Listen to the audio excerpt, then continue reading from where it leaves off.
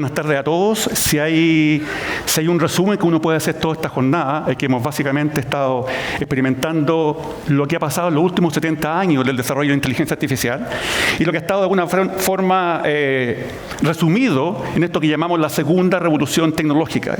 Entonces, obviamente, si uno quisiera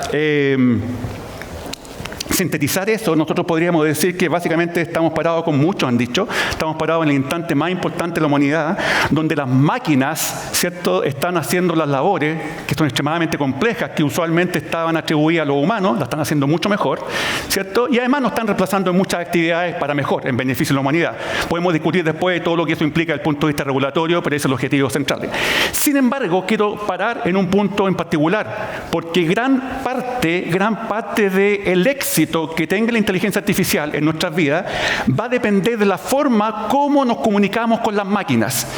Y obviamente hay un desafío importante que se ha estado, yo diría, desarrollando desde los inicios de la inteligencia artificial, que es básicamente cómo nosotros nos comunicamos con las máquinas de tal forma de sacarle el mejor provecho.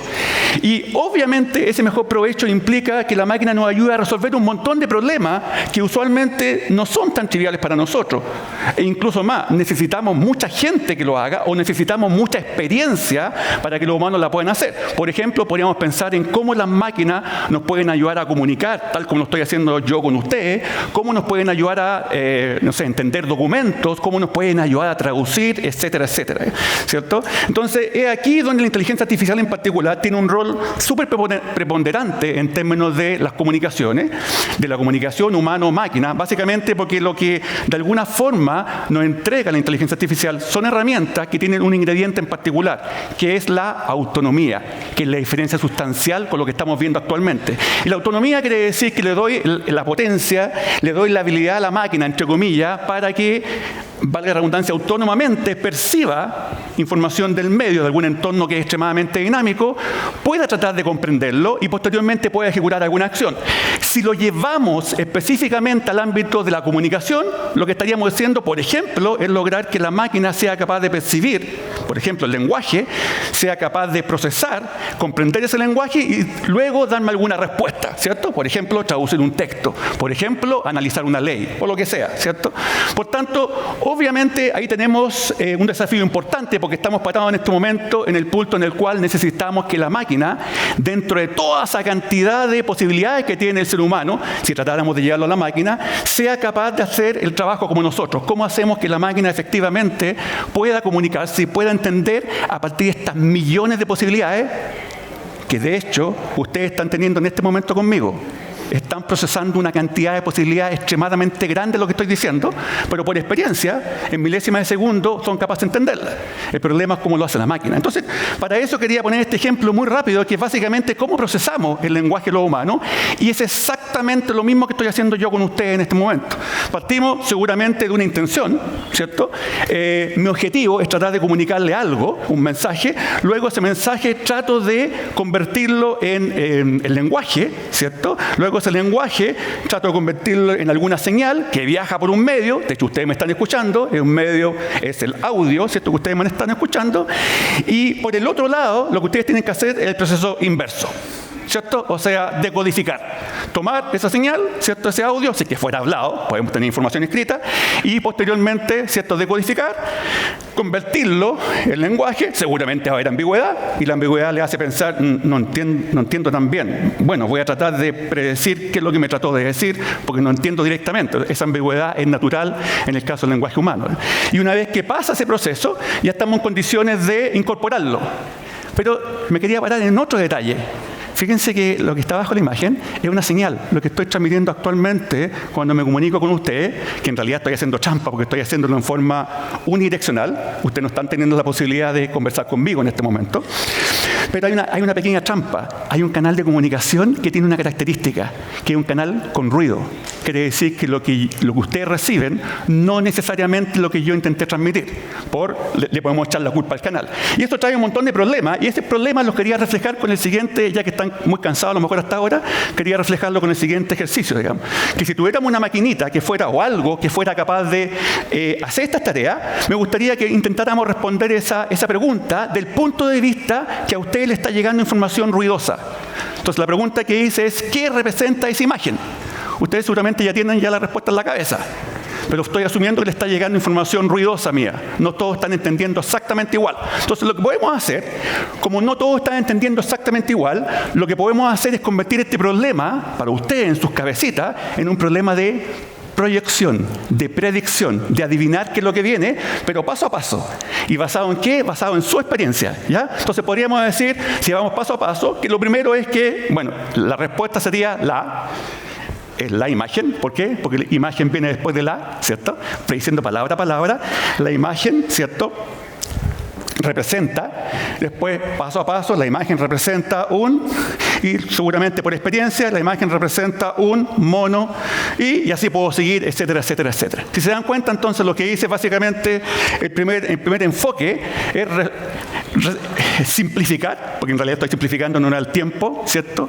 Que básicamente nuestro cerebro está haciendo un trabajo predictivo, no siempre es el caso, digamos. Está haciendo un trabajo, una tarea predictiva para analizar el lenguaje, digamos, ¿ya?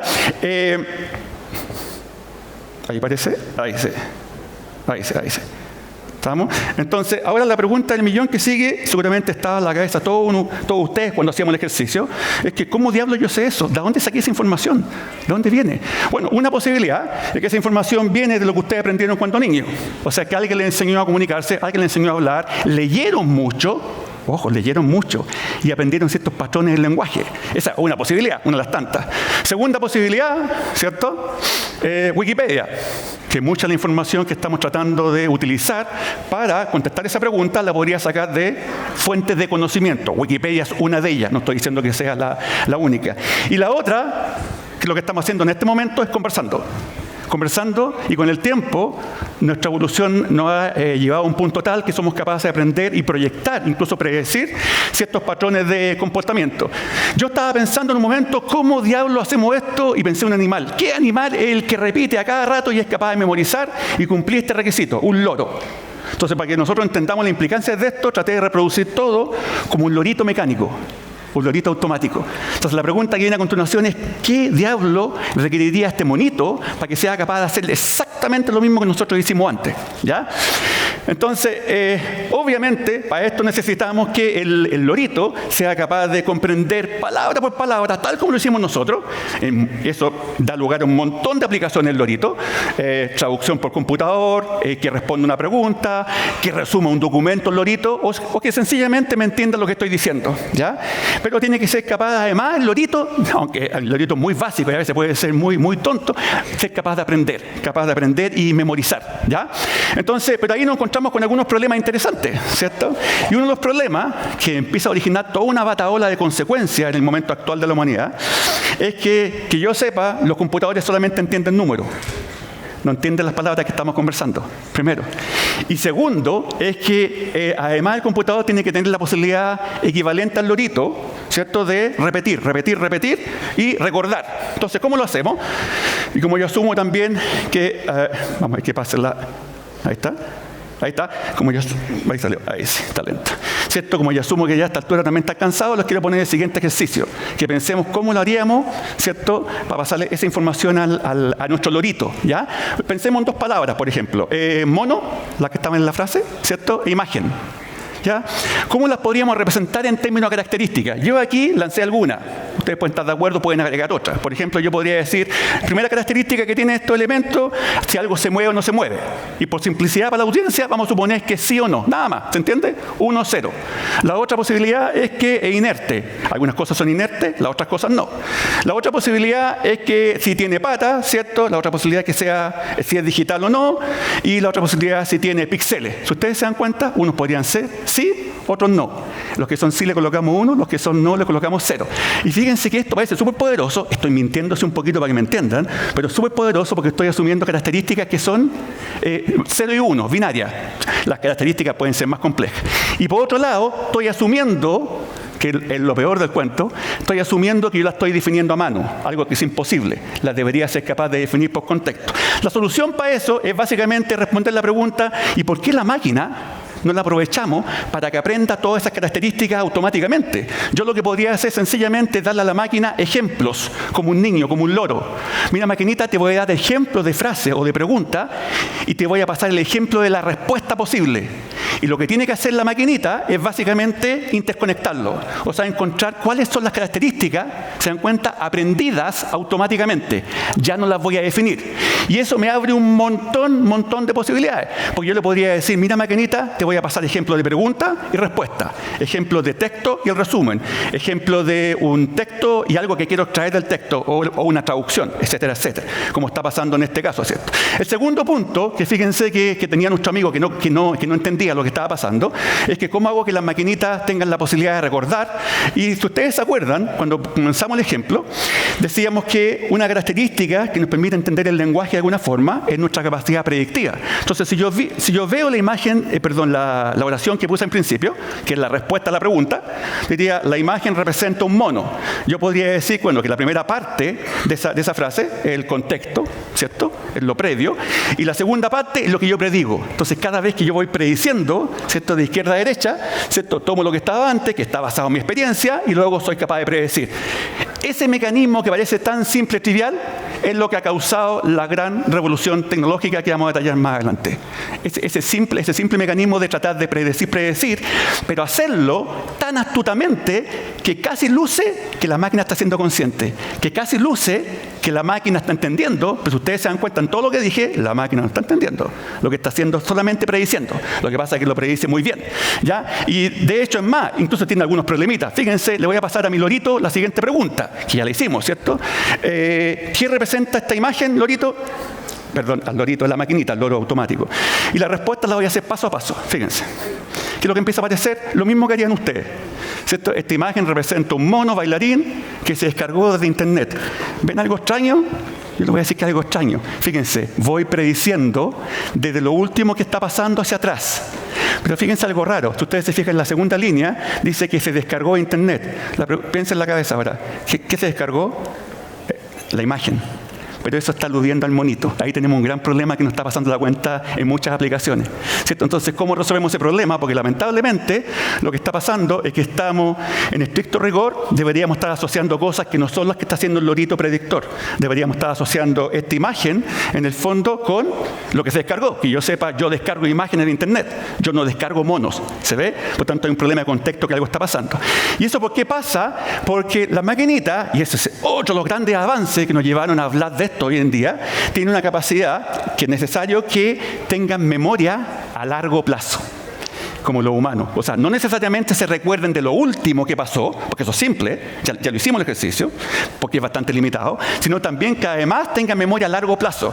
¿Y cómo se logra eso? Básicamente, la respuesta a eso es una analogía súper interesante. A los que les gusta la ciencia ficción, lo que están viendo ahí es un transformer.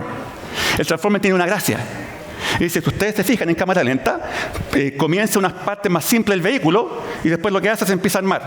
Y empieza a armar el robot. ¿Siguen? Si ustedes tuvieran la posibilidad de pararlo, aquí no puedo, pero para hacerlo en cámara lenta, se dan cuenta que son partes que casi yo las podría ver como piezas Lego, que tienen superpoderes. Piezas Lego que se empiezan a comunicar entre ellas y dicen, ya, yo te voy a pasar información de un lado para otro, conéctate, te voy a pasar información de un lado para otro, recuerda lo que hiciste antes, recuérdale, vamos, hasta que ensamblamos la pieza completa, digamos. ¿Ya? Eso básicamente, ¿y por qué llegué a esto? ¿Por qué llegué a esto? Porque básicamente esto es el corazón de la revolución tecnológica de este momento. Todas las aplicaciones y toda la revuelta que pasó el 2023, en términos de IA, es gracia o es la culpa de esto que estoy mostrando en este momento, este mecanismo que lo hace, este mecanismo que es un transformador, un transformer que se llama en inglés, sacado de la misma analogía. ¿Qué es lo que hace? Básicamente le paso ejemplo de pregunta-respuesta, por ejemplo, ¿cierto? Y en base a eso lo que él trata de, los codifica, ¿se acuerdan? Trato de establecer cuáles son las características y una vez que tengo las características, trato de generar la respuesta posible. Eso lo podría aplicar para pregunta-respuesta, eso lo podría aplicar para un diálogo, eso lo podría aplicar para traducción por computador, el problema que ustedes quieran, ¿ya? Entonces, de ese punto de vista, lo que empieza a pasar son cosas interesantes. ¿Cómo se hace eso? ¿Cierto? Sin entrar en muchos detalles, el truco, lo que está ahí, es básicamente un montón de circuitería. Hay muchos circuitos neuronales, como si fuera un humano, que básicamente lo que hace la maquinita tiene que aprender a hacer eso, porque no es mágico. Tiene que aprender, y para eso hay un conjunto de circuitos neuronales que van operando y van aprendiendo. Ya, y esto ustedes imagínense que es un circuito de ampolleta. Entonces lo que van haciendo, la maquinita se tiene que ajustar en cómo diablos van prendiendo y apagando ampolleta de tal forma que calce con la salida, con la respuesta que yo quiero, depende cuál sea el problema. Y la otra componente que tiene esto, ¿cierto?, es algo fantástico que también revolucionó las tecnologías del año 2023, a pesar que venía de mucho antes, que es la posibilidad de la maquinita de poner atención. ¿Se acuerdan del problema que teníamos con la respuesta? Que una de las cosas que pasaba es que la máquina no tenía memoria a largo plazo, por tanto se olvidaba de las cosas fácilmente. Y ese mecanismo es bastante antiguo, pero vino por ahí, desde 2017 en adelante, el mecanismo que básicamente trata de emular lo que hacen los humanos, que si ustedes se dan cuenta, cada vez que yo analizo una frase en un texto, lo que sea, que estoy traduciendo, básicamente me fijo en ciertas partes importantes. Entonces este mecanismo básicamente le permite saber a la máquina, ¿sabes qué? Cuando tú vayas a traducir o cuando vayas a responder una pregunta, fíjate en esto o en esto otro, porque el resto es irrelevante. Y eso, ¿cómo lo hago? Aprendiendo con el tiempo, ¿ya? Entonces, eso origina lo que nos tiene parado en este momento, vuelto loco, y que ha originado un montón de problemas también y un montón de preocupación en términos regulatorios, que se llaman los grandes modelos de lenguaje. ¿Y de dónde vienen los grandes modelos de lenguaje? Porque ya vimos cómo el lenguaje se podía modelar, ¿cierto? Desde el punto de vista de predicción, proyectivo, ¿cierto? ¿De dónde viene lo grande? Porque primero estamos usando muchos circuitos, demasiados circuitos, y aquí viene el interesante regulatorio. Oye, pero vamos a usar muchos circuitos, necesitamos máquinas súper poderosas que hagan eso. Sí, y esas máquinas poderosas no las tiene cualquiera. No. O sea, el control es de unos pocos. Sí. Son de unos pocos que tienen el control para entrenar esas máquinas, lamentablemente. Se supone que se está trabajando en eso, pero ahí hay un tema futuro que hay que preocuparse. Y lo otro, que en general estamos usando demasiadas fuentes de información. Entonces, por un lado, estamos usando muchos circuitos que tenemos que ajustar y estamos usando demasiadas fuentes de información. Y aquí donde el punto nuestro amigo Lorito ya se queda sin pega. Este es el primer efecto de la IA. Nuestro loro se quedó sin trabajo. ¿Pero por qué? Bueno, porque empezaban a aparecer cosas que ahora lo reemplazan. Y empezamos a ver aplicaciones como ChatGPT o Bard de Google, entre otras, que hacen exactamente el mismo tipo de trabajo junto con muchas otras aplicaciones. Y están así, está en el poder de esto, y esto es el futuro. Fíjense ustedes el gráfico que yo puse básicamente, si fuera, ¿se acuerdan que dijimos los circuitos que los sistemas tienen que aprender a ajustar? La ampolletita, por así decirlo. Fíjense cómo va creciendo casi exponencialmente. El gráfico está diciendo todos los modelos posibles que existen. Seguramente les va a sonar a algunos familiares, el último especialmente, que dice GPT, ¿cierto? Cómo va creciendo el número de ampolletitas, por así decirlo. Ustedes dirán, ¿pero para qué me sirve que sean más ampolletas? ¿Para qué me sirve que sean más grandes? Porque es como lo humano. A medida que nuestro sistema interno se empieza a sofisticar, lo que empieza a pasar es que empieza a hacer las cosas mucho mejor, hasta un cierto punto, por lo demás. Por tanto, más ampolletitas, por así decirlo, o más parámetros, de alguna forma significa tengo más poder. ¿Y poder para hacer qué cosa? En este momento puedo responder exámenes. Antes no los podría hacer. En este momento puedo, entre comillas, ponerme pseudo creativo para generar contenido. En este momento podría corregir un texto, podría engañarlo a usted, haciéndole creer que estoy entendiendo, y en realidad no estoy entendiendo. Lo que pasa es que llegué a un punto de mi capacidad tal, que soy tan grande que puedo hacer cosas que antes ustedes no me la enseñaron. ¿Ya? Por tanto, eso obviamente genera un cambio brutal en lo que estamos viendo en tecnología. ¿Qué es lo que viene con todo esto? Estos grandes modelos de lenguaje que han hecho posible estas aplicaciones como ChatGPT, que ustedes usan a cada rato, Bard y muchas otras. Básicamente, los grandes modelos de lenguaje, o lo que se llama LLM en inglés, básicamente es un conjunto de potencialidades que me da desde el punto de vista de comunicarme de la forma más eficientemente posible con los computadores. Me gustaría que solamente miraran la parte que está en azul, porque todo el resto básicamente son tecnologías habilitantes, son herramientas. Lo que está en azul es lo más importante. Puedo generar sistemas conversacionales, que es lo que más se usa. Puedo ayudar a traducir, puedo ayudar a comunicar en términos de entender documentos, etcétera, etcétera, etcétera. Pero algunas charlas hoy día han hablado de los aspectos laborales. Yo no voy a hablar de los aspectos laborales negativos, porque efectivamente tenemos temas que, como efecto de la automatización de esta herramienta, podemos perder algunos trabajos, y siempre ha pasado en revoluciones tecnológicas que hay pérdida de trabajo, ¿cierto? A pesar que los beneficios siempre son muchos más. Me quería centrar al revés, en lo que aparece nuevo. ¿Qué cosas empiezan a aparecer como nuevos desafíos, como nuevos trabajos, como nuevas habilidades? Fíjense, por ejemplo, empiezan a aparecer lo que se llama en inglés los prompt engineers, o sea, los ingenieros que están a cargo de preguntarle a la máquina, porque dependiendo cómo le pregunte, le puedo sacar mayor provecho. Entonces, los ingenieros que se especializan en cómo diablos doy las mejores instrucciones. Además, tenemos problemas de interfaces. ¿Cómo diablos diseño las mejores interfaces con estos sistemas? De tal forma que me pueden ayudar en mi empresa, en la universidad, en los colegios, etcétera, etcétera. Creadores de contenido. Quizás, que es una de las aplicaciones más usuales hoy en día de estos modelos, es cómo uso aplicaciones como ChatGPT u otro para generar contenido automáticamente. Y qué más, tareas como curar. O sea, ¿qué pasa cuando la información que viene no es perfecta? ¿Quién se preocupa de corregirla? ¿Cierto? ¿Quién la arregla? ¿Quién la ajusta? Bueno, hay curadores que es necesario. Y el otro tema que no voy a repetir, pero no da el tiempo, ya se estaba hablando, temas de ética y gobernanza. ¿Qué pasa si yo le pido a ChatGPT no lo hagan? Pues seguramente ya no lo pueden hacer en este instante, quizás un año atrás sí. ChatGPT, dame por favor la receta de cómo puedo hacer una bomba. Seguramente ahora les va a decir, no estoy autorizado. Seguramente al principio, cuando no estaba todo tan controlado, seguramente les tiró alguna receta de algo similar, ¿ya? Y obviamente hay riesgos. Me gusta hablar más de riesgos que de amenaza, ¿cierto? Uno de los riesgos más importantes tiene que ver con el conocimiento limitado, y hay un desafío súper importante a futuro. Conocimiento limitado en términos de lo que se le enseñó a las máquinas con estos modelos, a estos loritos, por así decirlo, no es precisamente lo que yo necesito en el colegio, o no es necesariamente lo que yo voy a usar en la universidad o en la empresa o en el Estado. A lo mejor necesito ajustarlo, o sea, necesito adecuarlo a mi dominio. Ahí hay un tema que obviamente necesitamos resolver. ¿Qué pasa con los sesgos? Ya creo que en la mañana hablaron varios de los sesgos. ¿Qué pasa cuando el lorito se alimenta de datos que están sesgados por naturaleza? Y no me malentiendan, no es que haya mala intención. Perverso que hicieron eso. Por naturaleza, el ser humano genera información sesgada en libros, en redes sociales, Wikipedia. Por tanto, ¿cómo diablo abordamos ese problema? Y errores. Ustedes dirán, ¿de dónde vienen los errores? Usted lo que mostró era tan perfecto. No, pues si ahora tenemos un lorito que predice. Y al predecir, dependiendo de la experiencia, el lorito se puede equivocar. Ahora el problema, pequeño detalle. Pero es que yo me doy cuenta cuando el lorito se equivoque. No, ese es el problema. Que le puede estar generando información falsa que usted ni siquiera se da cuenta. Es lo que actualmente se mal llama en realidad las famosas alucinaciones. ¿Qué pasa con la infracción de derechos de autor del contenido que está leyendo el lorito? Ya en este momento, hace 2 semanas atrás, tenemos un diario norteamericano que está demandando a la famosa empresa OpenAI porque para entrenar a sus loritos, usó información donde no estaba autorizado.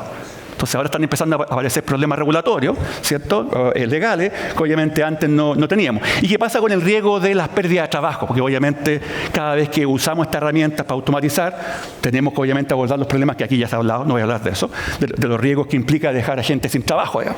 Y para terminar, básicamente quería poner 2 puntos importantes, y 2 puntos que tienen que ver con cuál es el pero de todo esto. ¿Parece todo perfecto? La verdad que no. De hecho, hay más problemas que lo que creen. Y uno de los primeros problemas, yo diría que lo resumiría como lo peor que puede pasar a la humanidad no es la IA, sino es la gente que usa la IA, nosotros. Y aquí tienen un caso, y en más de uno. Un abogado o varios abogados que no sabían lo que estaban haciendo, usaron tecnología sin entender y generaron un caso falso. Falso al punto que hasta la fundamentación, hasta las citas estaban inventadas. Pero estaban inventadas por este lorito también tan consistentemente que nadie lo notó. Se pensó que era todo real, pero en realidad era falso. ¿Cierto? Entonces ahí tenemos la primera luz amarilla, digamos. Parece que los humanos tenemos el problema, más allá de las regulaciones en que estamos preocupados. Y el segundo, esto sí, señoras y señores, no. ChatGPT no los va a hacer ganar la lotería. Por ningún lado. No, es que yo vi el diario. No. Chao. No, imposible. Ningún método, ninguna tecnología. No, es que vamos a regularlo para que lo haga. No, tampoco. ChatGPT no ha hecho nada mágico, no lo va a hacer. Son procesos demasiado complejos y si se ve eso básicamente porque a alguien se le pasó por la cabeza que a lo mejor podría ser la posibilidad de que la adivine.